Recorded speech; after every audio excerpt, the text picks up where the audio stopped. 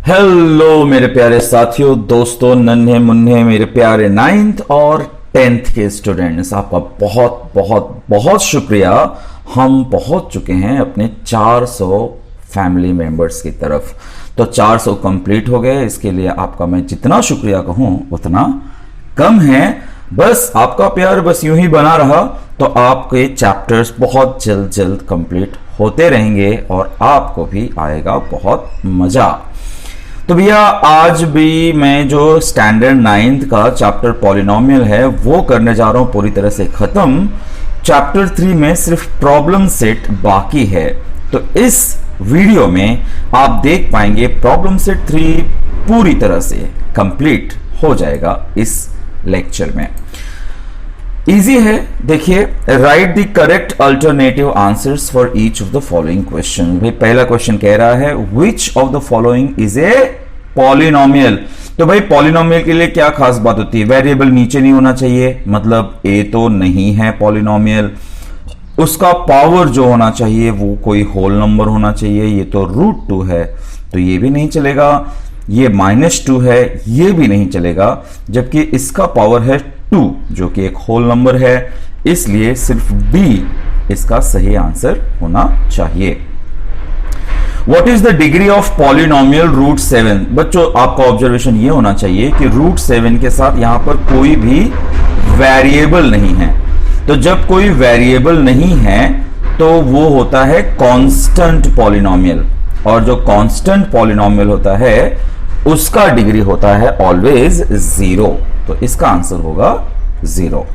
Now what is the degree of zero polynomial? जी, 0 भी एक constant तो है, लेकिन अगर कोई पॉलिनोमियल में सिर्फ 0 हो तो उसका डिग्री हम डिफाइन कर ही नहीं सकते, हम बता ही नहीं सकते। तो इसका आंसर होना चाहिए अनडिफाइंड।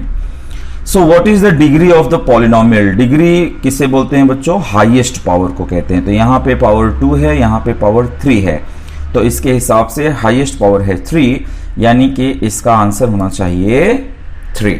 तो degree of the polynomial is how much? It is 3। Now what is the coefficient form of x का क्यूब -1? तो पहले इसको आप समझ लीजिए कि x का क्यूब -1 का मतलब क्या होता है। कुछ इस तरह से हम लिखेंगे ना उसका इंडेक्स फॉर्म, जो पावर्स मिसिंग है, तो उस हिसाब से इसके कोएफिशिएंट्स क्या होंगे बच्चों? 1 0 0 एंड -1। तो ये रहा आपका आंसर, ठीक है, ओके। तो अब आते हैं यहाँ पे 6 पर यहाँ पर है px = x का स्क्वायर -7 √7x + 3, और 7 √7 अगर रख दिया जाए तो इसका वैल्यू क्या होगा? तो आइए भाई इसे परफॉर्म करके देखते हैं। देखिए, जहां पर x का स्क्वायर है मैं लिख रहा हूं 7 √7 का स्क्वायर, फिर है -7 √7 इंटू x, तो यहाँ पे आप इंटू में 7 √7 फिर से लिख देंगे। भाई जब आप स्क्वायर करेंगे तो 7 का स्क्वायर होगा 49 और √7 का स्क्वायर होगा 7। देखो बच्चों, में स्क्वायर करते हैं तो रूट चला जाता है। सेम स्टोरी यहां पर भी होगा बच्चों, 7 7 = 49 और √7 इंटू √7 करेंगे तो आ जाएगा 7। तो यानी कि 49 इंटू 7 49 इंटू 7 + 3। भाई 49 इंटू 7 49 इंटू 7 हो गया गायब, आंसर आ जाएगा 3, यानी कि इसका करेक्ट ऑप्शन होगा 3। तो कभी कभी एमसीक्यूज बच्चों ऐसे नहीं होते कि जब आपको ओरल आंसर आ जाए, आपको उसे रफ वर्क या बाजू में प्रैक्टिस कर लेना चाहिए। एग्जाम में आपको सिर्फ करेक्ट ऑप्शन लिखना है, ध्यान रखिए। जैसे एमसीक्यू आ जाए तो इसका आंसर होगा सिर्फ ऑप्शन ए। ऑप्शन ए में क्या लिखा है वो भी आपको लिखने की जरूरत नहीं होती है। अब भाई जब x = -1 हो तब इसका वैल्यू क्या होगा? चलिए रख के देख लेते हैं। भाई x का क्यूब है, -1 का क्यूब, 2 × x 2 × -1। सो भाई 2 -1 का क्यूब तो -1 होगा, यानी कि -2 आ जाएगा, और ये हो जाएगा ये भी -2। तो -2 आपको दे रहा है -4, यानी इसका सही ऑप्शन हुआ -4, ठीक है। अब x अगर x -1 अगर इसका फैक्टर है तो फाइंड करो m। क्या सीखा आपने फैक्टर थ्योरम में? फैक्टर थ्योरम में आपने ये सीखा है कि अगर कोई पॉलिनोमियल किसी दूसरे पॉलिनोमियल का फैक्टर है तो डिवाइड करने पर रिमाइंडर आता है 0, यानी कि अगर मैंने यहां पर x -1 से डिवीजन है, अगर मैंने यहां पे 1 रख दिया, -1 का ऑपोजिट अगर 1 रख दिया तो इसका वैल्यू हो जाता है 0। ये कंफर्म है क्योंकि वो फैक्टर दिया हुआ है।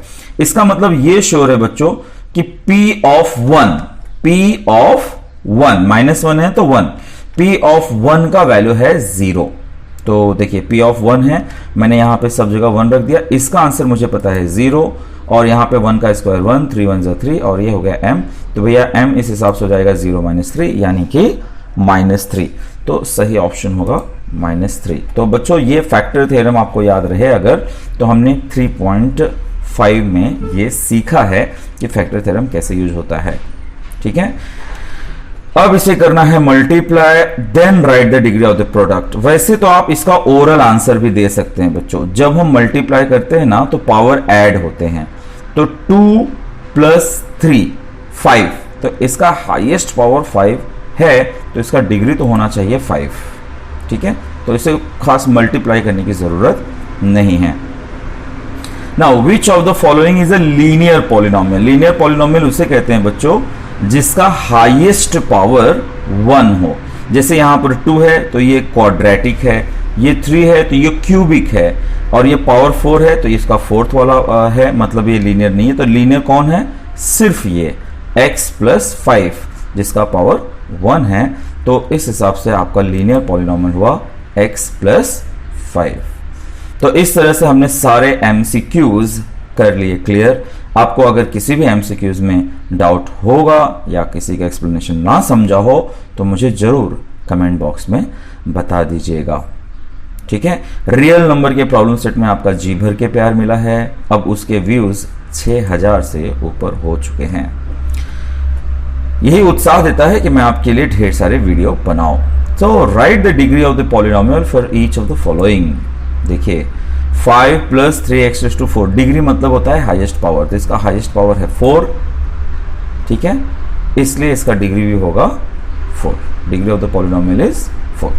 ठीक है, नेक्स्ट क्वेश्चन है 7 बच्चों एक कांस्टेंट नंबर है। कांस्टेंट नंबर का डिग्री हमेशा होता है 0। ठीक है, तो देखिए कुछ इस तरह से हम उसे x का पावर 0 दिखा सकते हैं, यानी कि डिग्री ऑफ द पॉलिनोमियल हुआ 0। फिर थर्ड है ax⁷ प्लस bx⁹। तो यहां पे दिख रहा है भाई कि हाईएस्ट पावर है 9। ठीक है, the highest power of x is 9, so therefore degree of the polynomial is 9। इस तरह से आपने डिग्री वाला सम भी देख लिया।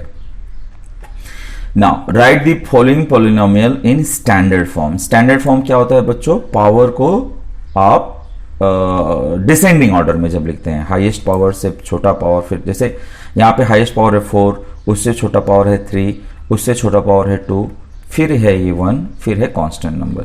बस आप उसे रीअरेंज कर दीजिए, उसी को कहते हैं स्टैंडर्ड फॉर्म। अब जैसे यहाँ पर है क्यूब, स्क्वायर, 4, तो 4 पहले आएगा, फिर क्यूब, फिर स्क्वायर, फिर कांस्टेंट, फिर ये। देख लीजिए किस तरह से होते हैं।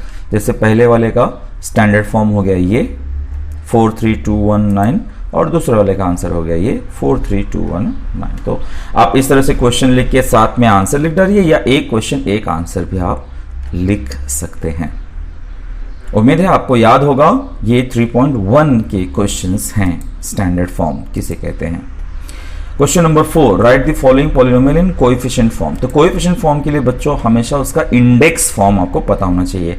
इंडेक्स फॉर्म मतलब क्या? जैसे यहां पर x⁴ है, तो बच्चों इसमें x का क्यूब मिसिंग है, x का स्क्वायर मिसिंग है, x मिसिंग है।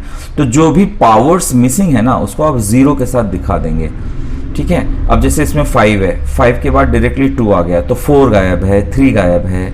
तो जो भी पावर मिसिंग्स है ना बच्चों, सबसे पहले आप उनको क्या करेंगे, इस तरह से इंडेक्स फॉर्म में लिख डालेंगे जो पावर मिसिंग्स हैं।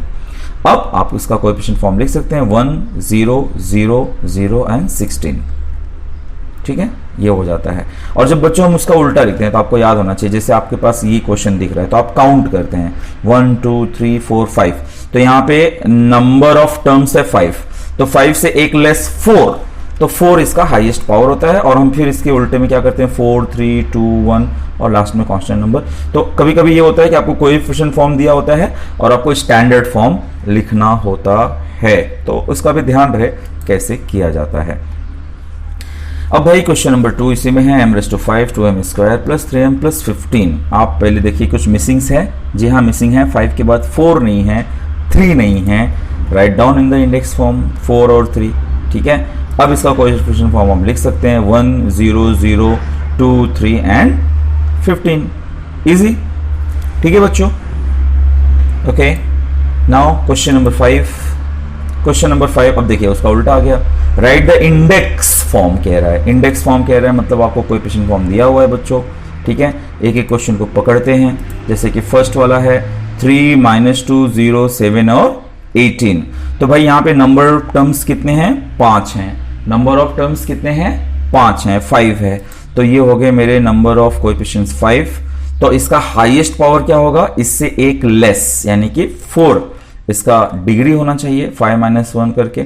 अब आप कोई वेरिएबल पकड़ लीजिए, हम हमेशा भी फिलहाल x पकड़ लेते हैं। तो अब बस इसका इंडेक्स फॉर्म हो जाएगा बच्चों 3x का 4, ठीक है, -2x³ 0x², 7x + 18। देखिए क्वेश्चन ने कहा है इंडेक्स फॉर्म, तो आपको ये 0 गायब करने की जरूरत नहीं है। इंडेक्स फॉर्म में सब कुछ दिखता है। अगर क्वेश्चन में कहता है स्टैंडर्ड फॉर्म, तो हम बस नेक्स्ट स्टेप में 0 वाला टर्म गायब कर देते, बाकी चीजों को लिख डालते, वो हो जाता स्टैंडर्ड फॉर्म। फिलहाल इंडेक्स फॉर्म मतलब यहां तक। नेक्स्ट क्वेश्चन ले लेते हैं 610 भाई नंबर ऑफ कोएफिशिएंट है 3, यहां पर 4 हैं, तो इसका डिग्री होगा 3। तो भैया 6x का क्यूब, x का स्क्वायर, 0x + 7। तो इस तरह से इसका आंसर आ गया। नेक्स्ट था 4 5 - 3 एंड 0। कोएफिशिएंट्स हैं 4, डिग्री हुआ 3, बस डिसेंडिंग ऑर्डर में उनको लिख डालिए। ये हो गया आपके सारे के सारे इंडेक्स फॉर्म। तो उम्मीद है क्वेश्चन नंबर 2 3 4 5 ये जो छोटे छोटे सम थे ऑल बेस्ड ऑन 3.1 आपको समझ में आ गया होगा। ये 3.2 से आए हुए सम हैं बच्चों। Add the following polynomials. भाई ऐड करना कौन सी बड़ी बात है। यहाँ पर देखिए 2 पॉलिनोमियल है, एक ये और एक कॉमा लगने के बाद एक ये। पहले इनको लिख लेते हैं। ठीक है, ये पहला लिखा मैंने, ब्रैकेट्स डाल दिया बच्चों। ब्रैकेट डालने से क्या होता है, आपको सम सेपरेट देखने को मिल जाते हैं। जब आप ब्रैकेट ओपन करोगे तो यहाँ कोई विशेष फर्क नहीं पड़ेगा, बिकॉज बीच में है प्लस।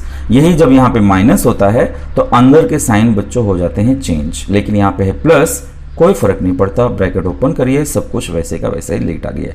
फिर ऐड करने के लिए आपको करना क्या होता है, ऐड करने के लिए आपको करना होता है लाइक टर्म्स को इकट्ठा। जैसे यहाँ पे आप सिर्फ किसको ऐड कर सकते हैं, 7x⁴ को 3x⁴ से ऐड कर सकते हैं। मतलब पावर 4 को पावर 4 से ऐड किया जा सकता है, क्यूबिक को क्यूबिक से, x को x से। तो मैं लाइक टर्म्स को इकट्ठा कर लेता हूं। देखिए मैंने आपके सुविधा के लिए उनको कलर में लिखा है। इसमें सिर्फ स्क्वायर वाला जो टर्म है वो अकेला है, बाकी सब का अपना अपना पेयरिंग है। ठीक है बच्चों, और सब यहीं से लिखा हुआ है। ठीक है, तो ये हो जाएगा 7 3 10 10x⁴, 15 में से 2 गया 13, 9x² अकेला था, 1 - 8 हुआ -7 और 10 + 2 हुआ 12। तो इस तरह से ये ऐड हो गया। नेक्स्ट क्वेश्चन देखने जाते हैं। ब्रैकेट ओपन कर लेते हैं। अब लाइक टर्म्स इकट्ठा करते हैं। हमें देखना होगा कि p का क्यूब q और कहां पर है, यहां पर है भाई, लास्ट में है। p का स्क्वायर q कहां पर है, यहां पर है। 4pq अकेला है, 7 भी अकेला है, तो वो लोग अकेले हैं, कोई बात नहीं। जिनकी पेयर्स बन गई हैं वो सॉल्व हो जाएंगे। 3 - 2 = 1, 2 + 2 = 4। तो भाई वो हो गया, और उनका जो भी कोएफिशिएंट है वो आ जाएगा। तो इस तरह से बच्चों हमने सिंगल वेरिएबल भी का सम देख लिया और मिक्स वेरिएबल का भी सम हमने देख लिया। तो एडिशन जरा भी डिफिकल्ट नहीं होता, ये है काफी इजी। उम्मीद है आपको समझ में आया होगा, आया है। और अगर आप नए कस्टमर हैं, मतलब सॉरी आपके लिए कस्टमर मैंने शब्द यूज कर लिया, अगर आप मेरे नए विद्यार्थी हैं तो जरूर मेरे इस चैनल को सब्सक्राइब कर लीजिएगा। क्वेश्चन नंबर 7 कर लीजिए, सब्ट्रैक्ट। भी ये हो गया सब्ट्रैक्ट। सब्ट्रैक्ट करने जाओगे तो प्रोसेस वही रहेगा बच्चों। पहले आप ब्रैकेट में लिखिए, लेकिन इस बार जब माइनस है तो माइनस की वजह से अंदर के साइन चेंज हो जाएंगे बच्चों। ये हो जाएगा -5y, ये हो जाएगा +7। ये बड़ी बात होनी चाहिए। देखिए यहाँ पर आ गया है 1, गलती हो गई है मुझसे, देखना पड़ेगा क्या मैंने ये गलती आगे कंटिन्यू कर दी है, नहीं। तो बच्चों ये गलती से 1 आया हुआ है। देखिए अगले स्टेप में ये 7 कर दिया है मैंने। तो 9 + 7 5x का square minus 3x square minus 2y minus 5y plus 9 + 7। कृपया इस मिस्टेक को ध्यान रखिएगा, यहाँ पर आएगा सिर्फ +7। तो भी 9 + 7 हुआ 16, -2 -5 हुआ -7y, 5x square minus 3x square हो गया 2x स्क्वायर। तो 2x square minus 7y plus 16। Next question देख लेते हैं। ब्रैकेट ओपन कर देते हैं, अंदर के साइन चेंज हो जाएंगे, ये हो जाएगा प्लस, ये हो जाएगा माइनस। तो भैया लाइक टर्म्स को करिए इकट्ठा। 2 - 1 = 1, 3 + 2 = 5, 5 - 3 = 2। तो माइनस जो है ना बच्चों, जो सब्ट्रैक्ट करना है, ये बहुत ज़्यादा अलग नहीं है क्वेश्चन नंबर 6 से, जिसमें आपको ऐड करना था। सिर्फ आपको ध्यान ये रखना है कि माइनस करते वक्त अंदर के साइन चेंज होते हैं। तो भाई इस प्रॉब्लम सेट में टोटल है 14 सम और हम 7 सम कर चुके। हमने आधा रास्ता तय कर लिया है, लेकिन अगले आधे रास्ते बहुत इजी हैं बच्चों, जरा भी डिफिकल्ट नहीं है।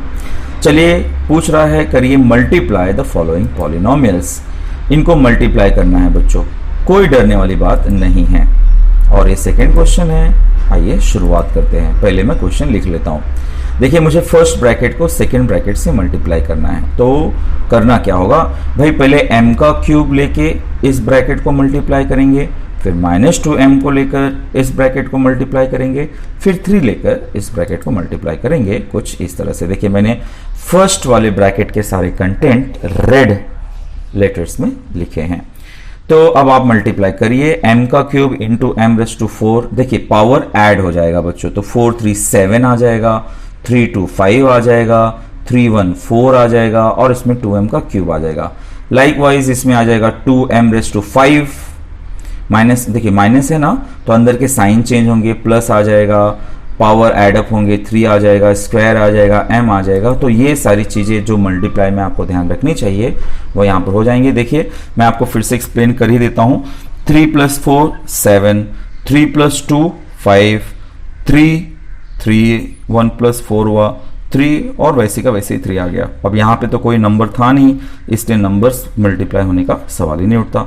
यहाँ पे देखिए -2 है, तो अंदर के साइन देखिए, पहली बार साइन पर गौर करिए, ये माइनस हो गया प्लस, ये प्लस हो गया माइनस, ये प्लस हो गया माइनस। और मल्टीप्लाई करते वक्त पावर का ध्यान रखना है। ये 5 हो गया, ये 2 2 = 4 पहली बात, फिर m × m का स्क्वायर हो गया m का क्यूब। उसके बाद आपको क्या करना है, माइनस प्लस माइनस हो गया, 2 3 = 6, m × m हो गया m का स्क्वायर, और 2 2 = 4 -4m। यहाँ पे 3 से आपने मल्टीप्लाई करा, 3m⁴ -3 2 = 6, 3 3 = 9, 3 2 = 6। तो इस तरह से आपने यहाँ पर मल्टीप्लिकेशन करते वक्त एक एक टर्म से मल्टीप्लाई कर दीजिए भाई। उसके बाद वही है जो आपने क्वेश्चन नंबर 6 और 7 में किया है, इनको ऐड और सब्ट्रैक्ट करना है। लाइक टर्म्स कर दीजिए इकट्ठा। तो इसमें हमने देखा कि पावर 7 की कोई और टर्म नहीं है, 5 वाले टर्म्स, पावर 4 वाले टर्म्स, पावर 3 वाले टर्म्स, स्क्वायर वाले टर्म्स, सिर्फ m वाले टर्म्स और सिर्फ कांस्टेंट, इन नंबर्स को इकट्ठा कर लिया। अब भाई -2 - 2 हो जाएगा -4, ये कुछ इस तरह से। 3 3 6, 2 4 6, -6 -6 -12, -4 + 9 हो जाएगा +5, क्योंकि बड़ा है 9 + 6। तो इस तरह से हमने पहले ब्रैकेट का मल्टीप्लिकेशन कर लिया। सेकेंड ब्रैकेट तो छोटा है, एक बार पहले 5m के क्यूब से, बाद में -2 से करना होगा मल्टीप्लाई। मल्टीप्लाई करते वक्त बच्चों वही ध्यान दे देना है आपको कि 5 1 = 5 हो गया, पावर ऐड हो जाएंगे, यानी 3 2 5 हो जाएगा कुछ इस तरह से। ये 5 हो जाएगा, ये 4 हो जाएगा, और ये सिर्फ m का क्यूब हो गया। यहाँ पे नंबर है -2, माइनस से जब हम मल्टीप्लाई करते हैं तो अंदर के साइन हो जाते हैं चेंज। तो ये -2m का square minus minus plus, minus plus minus, तो ये हो जाएगा 2 3 = 6। भाई लाइक टर्म्स कर लीजिए इकट्ठा, ठीक है। तो यहाँ पर लगता है कोई लाइक टर्म था ही नहीं। एक बार मैं पीछे चलता हूँ, देख लेता हूँ।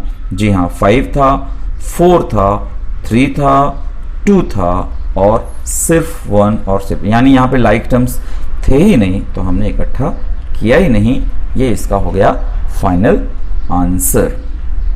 ओके बच्चों, चलिए अब पढ़ते हैं आगे। और ये रहा हमारा क्वेश्चन। डिवाइड करना है bye synthetic division. Synthetic division method आपको याद होगा बच्चों। लेट अस सी। सबसे पहले हमें लिखना है हमारा क्वेश्चन जो कि होगा डिविडेंड। हमारा डिवाइजर कौन है? डिविडेंड को पहले कोएफिशिएंट फॉर्म में लिख डाला। डिवाइजर है x-3, तो इसका ऑपोजिट है 3।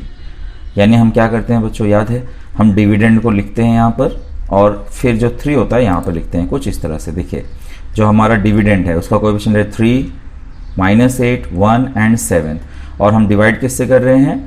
x-3 से, इसलिए यहाँ पर लिखा 3। अब आया 3 आ गया नीचे, है ना। देखिए कैसे करना होता है, मैं आपको सुकून से सिखा देता हूँ। पहले 3 आ जाएगा नीचे, 3 3 9, फिर 9 - 8 हुआ 1, 1 3 3, फिर 1 और 3 हुआ 4, फिर 4 3 12, फिर 12 + 7 हुआ 19। लास्ट का जो टर्म होता है बच्चों बॉक्स में क्यों लिखते हैं? बिकॉज वो होता है रिमाइंडर और ये हमारा होता है क्वोशिएंट। तो उन चीज़ों को आप पहचान गए हैं।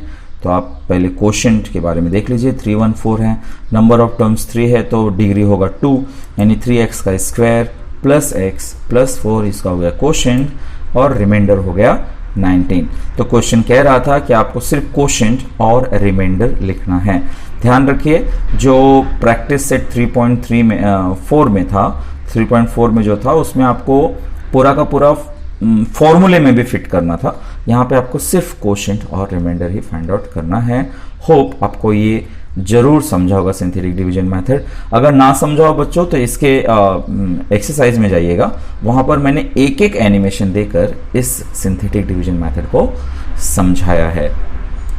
Okay, next question, question number 10। Question number 10 कह रहा है for which value of m this is the factor of this. जैसे कि हमने MCQ सॉल्व करते वक्त ही बच्चों ये सम देख लिया है। अगर कोई भी फैक्टर है तो रिमाइंडर 0 आना चाहिए, ठीक है। तो हम कर रहे हैं x + 3 से डिवाइड, तो डायरेक्टली रिमाइंडर कैसे फाइंड आउट कर सकते हैं भाई? अगर +3 है तो -3 रखो, और अगर ये फैक्टर है इसका मतलब इसका रिमाइंडर का आंसर होना चाहिए 0, ठीक है। तो भैया क्वेश्चन के हिसाब से हमारा पॉलिनोमियल है ये, और ये x + 3 से हमें करना है अगर इसका फैक्टर डिवाइड, तो +3 की जगह पे रख के देना चाहिए मुझे -3, ठीक है। तो फैक्टर थ्योरम के हिसाब से इसका रिमाइंडर होना चाहिए 0, यानी कि p ऑफ -3 करने पर आना चाहिए 0। तो चलिए चेक कर लेते हैं। px तो ये है, अगर मैं -3 रखूं तो -3 का क्यूब 2 × m × -3 + 21। भाई इसका आंसर तो है 0, और इसका हो गया -27 - +2 3 6 + 21। चीज़ों को करिए सॉल्व। -21 + 27 ये हो जाएगा -6, -6 उस तरफ गया हो गया 6, यानी m = 6/6, यानी कि m हो गया 1। तो भाई अगर कोई फैक्टर है तो ये बात आप ध्यान रखिए कि उसका रिमाइंडर होना चाहिए 0। और रिमाइंडर फाइंड आउट कैसे करते हैं? जिससे करना होता है डिवाइड, बस उसी का ऑपोजिट नंबर उसमें रख देते हैं। तो मैंने वो सब्स्टिट्यूट करा और हमें पता था कि रिमाइंडर 0 है, तो मैंने इसकी वैल्यू पर 0 ये वैल्यू पुट कर दिया। तो इस तरह से हो गया क्वेश्चन नंबर 10, ठीक है। अब आते हैं क्वेश्चन नंबर 11 की तरफ। अब ये क्वेश्चन तो वैसे बच्चा अब आपके लिए तो ओमिट हो चुका है कोविड 2020 में, पर फिर भी मैं कहूंगा कि आप इन क्वेश्चंस को जरूर पढ़िए, क्योंकि आपके सेल्फ स्टडीज के लिए है बच्चों, ध्यान रखिएगा। इसलिए मैंने ये सारे सम इंक्लूड किए हैं। क्वेश्चन को ध्यान से पढ़ते हैं। क्वेश्चन कह रहा है कि at the end of the year 2016 के अंत में the population of the village Kowad, Warud, Chikhli 3 गांव हैं, उनके पॉपुलेशन इस तरह से दिखाए हैं। ये 3 जो पॉलिनोमियल हैं उनके हेल्प से बताया है कि ये उनका पॉपुलेशन था, ठीक है। फिर क्या हुआ? In the beginning of the year 2017 के शुरुआत में, देखिए 2016 के एंड है और 2017 की शुरुआत है, उसमें उनका पॉपुलेशन में से इतने लोग चले गए किसी तीसरे जगह पर, ठीक है। Went to another village for education. तो बताओ कि कितने लोग बच गए पुराने विलेज में, ठीक है। तो भैया इतने जन थे, उसमें से इतने इतने लोग गायब हो गए, यानी कि सीधा सीधा मामला है सब्ट्रैक्शन का। तो देखिए the population of the village eight the end of 2016, तो मुझे पॉपुलेशन को ऐड कर लेना चाहिए, तीनों को ऐड करेंगे, मतलब तीनों के लाइक टर्म्स में इन्हें इकट्ठा कर लिया। 5x² plus 9x² minus 3y² plus 7y², 2xy और 4xy। भाई 5 और 9 होता है 14, 7 माइनस 3 होता है 4, 2 प्लस 4 होता है 6। तो ये हो गया एक्चुअली 2016 के एंड में विलेज का टोटल पॉपुलेशन कितना था, और 2017 में कितने लोग छोड़ के गए उनका भी टोटल कर लेते हैं, बिगिनिंग ऑफ 2017। तो भैया उनका था x² plus xy minus y², 5xy, 3x² plus xy। इतने लोग जो थे वो 2017 के बिगिनिंग में चले गए दूसरे गांव में एजुकेशन में गए। तो मैं पता लगा लेता हूं कि टोटल कितने लोग हैं। तो लाइक टर्म्स मुझे इकट्ठा कर लेना चाहिए, x² प्लस 3x², फिर बाद में माइनस y² अकेला ही है, xy, 5xy और फिर xy। तो भैया ये तो हो जाएगा 4x² माइनस y² वैसे ही आ जाएगा, ये टोटल हो गया 51617 xy। तो ये था टोटल पॉपुलेशन, और इतने लोग चले गए एजुकेशन लेने के लिए। तो रिमेनिंग कैसे पता चलेगा भाई, इसमें से मुझे इसको कर देना चाहिए subtract. So therefore remaining total population of the village. तो देखिए फर्स्ट वाला जो है वो लिखा माइनस सेकेंड वाला लिखा, माइनस करते हो बच्चों तो सेकेंड ब्रैकेट के साइन हो जाते हैं चेंज, ये हो गया चेंज सब कुछ। लाइक टर्म्स को कर लीजिए इकट्ठा, 14x² माइनस 4x² 4y² और y², 6xy माइनस 7xy, और इसको जब आप कर लेते हैं सब कुछ तो आंसर बच जाता है 1, सब कुछ कैंसल आउट करने के बाद। ठीक है, नहीं यहाँ पर 1 क्यों ला दिया है मैंने याद नहीं आ रहा मुझे। 14x² माइनस 4x² 10x² हो गया, 4y² प्लस y² 5y² आ गया, 6 माइनस 7 सिर्फ माइनस 1xy x आ गया। तो ये बच्चों equal 1 by mistake, printing mistake आ गया होगा। आपका आंसर हो गया ये 10x² plus 5y² minus xy। तो इस तरह से आपने क्वेश्चन नंबर 11, जो बहुत भयंकर दिख रहा था, अगर आप देखने गए तो बड़ा इजी था। पहले स्टार्टिंग में आपको तीनों गांव के पॉपुलेशन ऐड कर लेने थे, फिर पता लगाना चाहिए थी कि तीनों गांव में कितने लोग पढ़ने गए हैं, कर लीजिए सब्ट्रैक्ट, ये हो गया आपका आंसर। ठीक है बच्चों, क्वेश्चन नंबर 12। भाई क्वेश्चन नंबर 12 कहता है कि bx² प्लस x प्लस 5 और bx का क्यूब माइनस 2x प्लस 5 इनको डिवाइड किया गया है पॉलिनोमियल x माइनस 3 से। ठीक है, तो x माइनस 3 से डिवाइड किया है, तो इनके रिमाइंडर्स बच रहे हैं m और n, और अगर m माइनस n करने पर 0 आ जा रहा है तो इसका मतलब है बच्चों के m और n इक्वल ही होगा, मतलब रिमाइंडर 0, जो भी रिमाइंडर आ रहा है वो इक्वल रिमाइंडर है। Find the value of b, तो इसका वैल्यू b फाइंड आउट करना है। बड़ा सम है, इंपॉर्टेंट सम है, आइए समझते हैं। भाई जब पॉलिनोमियल को हम डिवाइड कर रहे हैं x माइनस 3 से, तो रिमाइंडर m बच रहा है, बट रिमाइंडर निकालने का तरीका क्या है भाई, जब x माइनस 3 से डिवाइड करते हो तो इसका मतलब आपको इसमें x इज इक्वल टू 3 रख देना चाहिए, बस उसे रखने से कुछ काम हो जाएगा आपका रिमाइंडर के हिसाब से कि ये 3 रखने पर ही तो रिमाइंडर बच रहा है, यानी कि p ऑफ 3 है m। तो p ऑफ 3 होगा क्या, पहले px लिखा मैंने, अब मैं इस पे लिख देता हूँ 3, यानी कि 3 का स्क्वायर प्लस 3। रिमाइंडर कह रहा है कि m आ रहा है तो इसकी जगह पे m लिख डाला, ये हो गया 9b प्लस 8, यानी कि ये हो गया m is equal to 9b plus 8, equation number 1।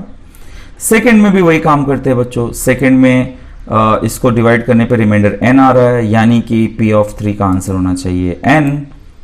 ठीक है, तो भाई px लिखकर मैं पहले क्या कर देता हूँ 3 रख देता हूँ, तो 3 का क्यूब 27, 3 2 जा 6, यानी कि अंतोगत्वा ये आपको मिला इसमें सेकेंड इक्वेशन।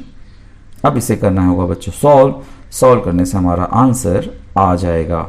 देखिए हमें एंड में फाइंड तो b का ही वैल्यू फाइंड आउट करना है ना, लेकिन कैसे, क्वेश्चन कह रहा है कि इनके बीच में रिलेशन ये है कि m minus n is equal to करने पे 0 आ जाता है, यानी जब m minus n is equal to 0 है, इसका मतलब बच्चों कि m is equal to n, minus n गया तो यहाँ पे n हो गया, m का वैल्यू ये है और n का वैल्यू ये है, रख देते हैं।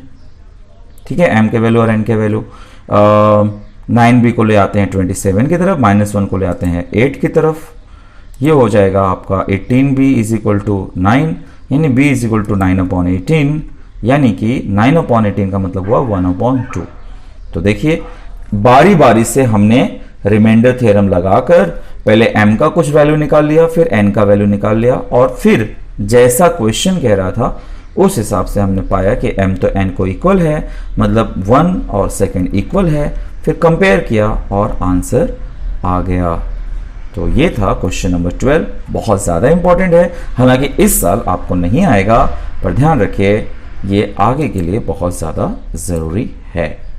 अब आ जाते हैं हमारे क्वेश्चन नंबर 13 की तरफ, जो है हमारा सेकेंड लास्ट क्वेश्चन। सिंप्लीफाई करिए 8m² + 3m - 6 और -9m, मतलब भाई जैसा जैसा दिख रहा है, जैसे माइनस दिख रहा है तो अंदर प्लस हो जाएगा, प्लस दिख रहा है तो अंदर कुछ भी चेंजेस नहीं आ जाएंगे। देखिए माइनस था तो माइनस की वजह से प्लस हो गया। लाइक टर्म्स कर लीजिए इकट्ठा, ठीक है, 8m² + 3m², 3m - 9m, बाद में -2m, फिर आ गया -6 + 7 और 4। भाई ये हो गया 7 + 4 11, 11 में से 6 गया तो 5 आ गया। ये हो गया आपका 3 - 6 -6, और -6 - 2 हो गया -8, 8 + 3 हो गया 11। तो हमने सारे लाइक टर्म्स को ऐड या सब्ट्रैक्ट जो भी करना था कर लिया, हो गया आपका क्वेश्चन नंबर 13। इजी था, इसी बात पे हो जाए लाइक, ठीक है। व्यूज तो आपके बच्चे बहुत आते हैं, आप डाउनलोड कर लेते हैं और लाइक करना भूल जाते हैं, तो वो मत करिए भाई, लाइक करते चलिए ताकि मुझे भी तो मालूम पड़े कि वीडियो आपको पसंद आ रहे हैं। ये आ गए क्वेश्चन नंबर 14 की तरफ, और इसके बाद एक क्वेश्चन और, वो है सम नंबर 15। आपका काम आज का खत्म। चलिए, which polynomial is to be subtracted, कौन सा पॉलिनोमियल सब्ट्रैक्ट किया जाए फ्रॉम दिस कि हमें ये मिल जाए। तो भैया हम क्या कर देते हैं, लेट अस अज्यूम कि वो पॉलिनोमियल px करके है, या abcd आप कुछ भी ले सकते थे, यानी मुझे इसमें से सब्ट्रैक्ट करना है ना। इसका मतलब ये हुआ कि मेरा ये जो क्वेश्चन है x² + 13x + 7, उसमें से मैं जो मैंने अज्यूम किया है वो पॉलिनोमियल सब्ट्रैक्ट करूंगा तो मुझे रिक्वायर्ड आंसर मिल जाएगा। रिक्वायर्ड आंसर मतलब क्या, 3x² + 5x - 4 मिल जाएगा। तो भैया -px इस साइड आ गया तो px हो गया, ठीक है, और इन चीजों को मैंने कर दिया है सब्ट्रैक्ट, ठीक है, यानी कि x² + 13x + 7 में से मैंने इनको सब्ट्रैक्ट किया है। भाई ब्रैकेट ओपन करेंगे तो अंदर के साइन हो जाएंगे चेंज, हो गया चेंज। अब x² - 3x², यानी कि लाइक टर्म्स कर लीजिए इकट्ठा, 13x - 5x 7 + 4, यह आपको दे देगा -x², 8x + 11, यानी कि आपका आंसर ये है कि यही सब्ट्रैक्ट करना चाहिए जिससे हमें ये आंसर मिल जाएगा। तो हमने सिंपल सी बात करी थी बच्चों कि कौन सा पॉलिनोमियल सब्ट्रैक्ट करना चाहिए, तो हमने px अज्यूम कर लिया और बाद में px का आंसर निकाल लिया, तो वो हमारा हो गया आंसर। अब बोल रहा है कौन सा पॉलिनोमियल ऐड किया जाए। भाई इसमें क्या होगा कि m और n सब कुछ दिख रहा है, तो मैं कोई p of m या p of n नहीं ले लेता, वो पॉलिनोमियल a ले लेता हूं मैं। तो ये हो गया a। अब a इज इक्वल टू ये माइनस ये, देखिए ये मैंने अभी लाइक टर्म्स इकट्ठा कर लेना है। 6m - 4m आ गया, 2m + n + 7 और 3n में से 2 बन गया तो ये हुआ +n, 10 - 3 हो गया 7, यानी कि यही वो नंबर है जो कि इसमें ऐड किया जाना चाहिए ताकि हमें मिल जाए पॉलिनोमियल 6m + 3n + 10। और इस तरह से बच्चों ये मैंने कर दिया आपका चैप्टर 3 पूरी जिम्मेदारी के साथ, पूरी तरह से कंप्लीट। प्रॉब्लम सेट 3 भी हो गया ओवर। तो इस तरह से हम 9th में अलजेब्रा में चैप्टर 1, चैप्टर 2, चैप्टर 3 पूरी तरह से कर चुके हैं कंप्लीट बच्चों। अब मैं 10th के वीडियोस ऑन करने जा रहा हूं। 10th के वीडियोस पहले मैं कंप्लीट करने वाला हूं, 2 चैप्टर वहां पे कंप्लीट करने हैं, फिर मैं लौटूंगा आपके पास चैप्टर नंबर 4 के साथ, मोस्ट प्रोबेबली शायद आने वाले मंडे से। तब तक के लिए आपका बहुत बहुत बहुत शुक्रिया, आपके ढेर सारे प्यार के लिए आपका बहुत बहुत आभार। Thank you so very much. Bye bye.